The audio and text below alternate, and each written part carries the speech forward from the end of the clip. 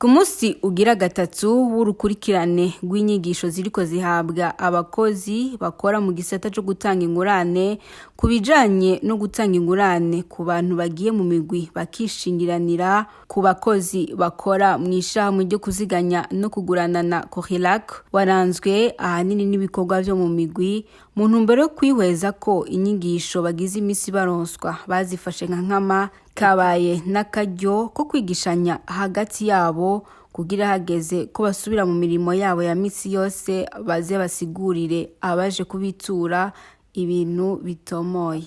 Naho ari amahugurwa hariho ivyo bari basanzwe bazi n'ivyo batari basanzwe bazi neza cyangwa asanga uko babikora siko babisanze bimeze.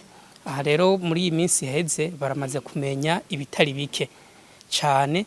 Twizera ko nibasubira mu mirimo yabo ya minsi yose bazoheza bakabibwira abandi bakorana kugira ngo nabo nibagenda kurondera abakiriya kurondera abokorana na Cohilac bashobore kubabwira ibintu bitomoye kandi bikorwa neza cyane. Aha mbere twosha tubwira ko tuvuga tuti aho Cohilac hose isanzwe korera abayiserukira baraje.